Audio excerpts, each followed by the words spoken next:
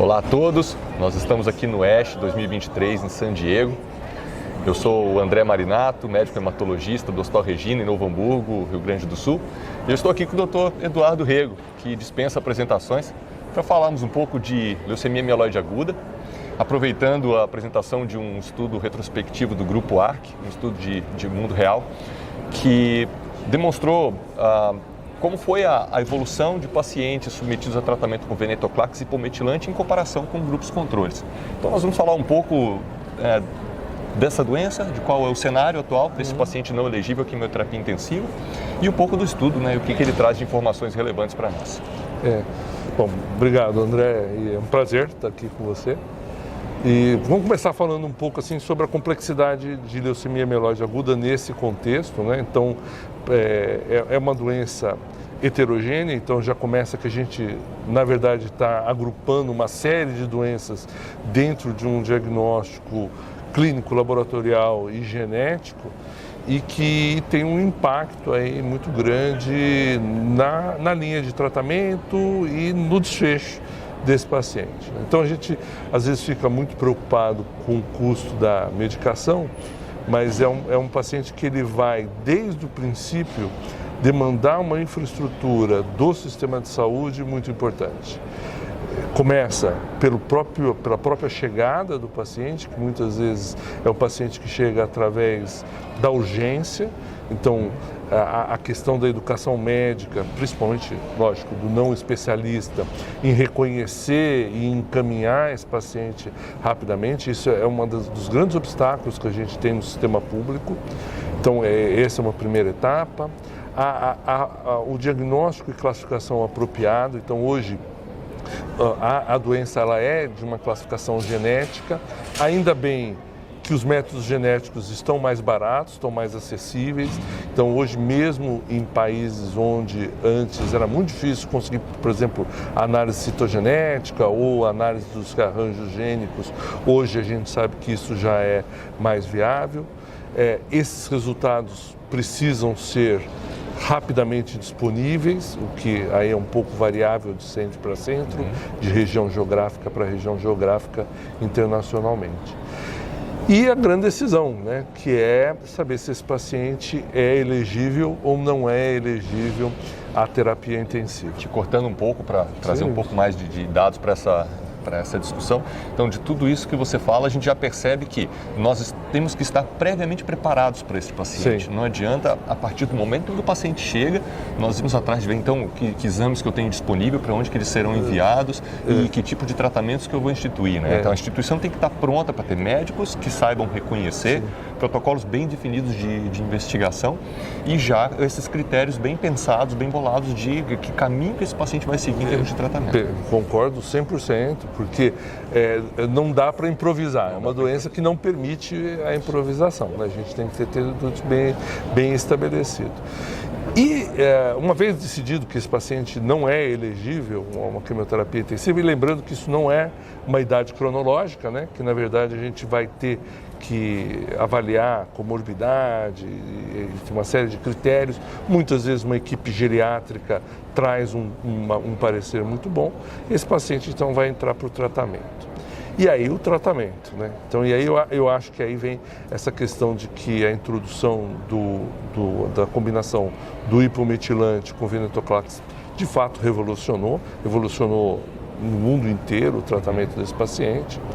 E aí a comparação em relação ao uso dos recursos de saúde, que foi o estudo que o ARC apresentou aqui no ASH, né? Então, só para a gente lembrar, o estudo de vida real, eles levantaram aproximadamente 140 pacientes tratados nos Estados Unidos e em Israel e viram alguns parâmetros assim, muito interessantes. Por exemplo, a frequência da internação do paciente que recebia venetoclax e agente hipometilante versus aquele que, mesmo sendo inelegível, recebia uma terapia mais intensiva, o que ele chamou de convencional high, e os pacientes que recebiam, na verdade, um tratamento mais paliativo, um tratamento de apoio aí,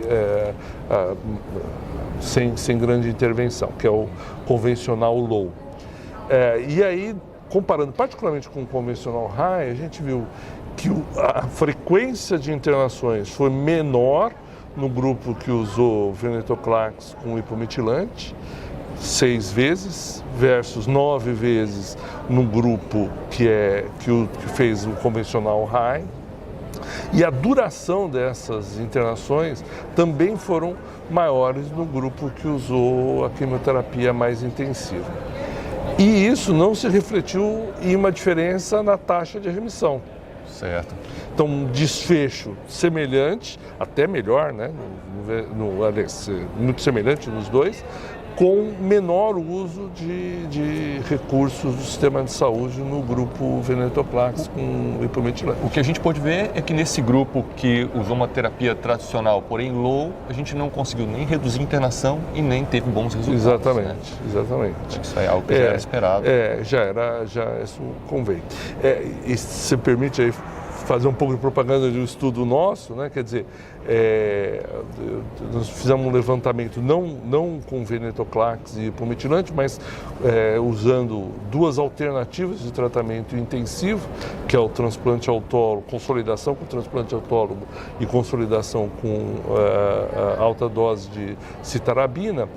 E a gente não viu diferença significativa nesse custo, com exceção daquele paciente que precisava usar um tratamento antifúngico extenso.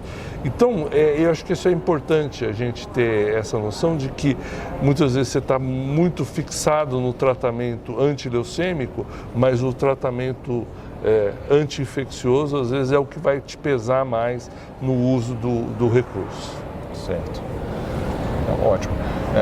Um outro dado interessante que esse estudo traz é que mesmo os pacientes depois de atingir remissão, ainda eles continuam internando menos naquele braço, naquele grupo que usou venetoclax com hipometilante em relação àquele grupo que foi tratado com quimioterapia. Veja, e isso tem uma certa lógica que é o preço que você paga na terapia intensiva em comorbidades.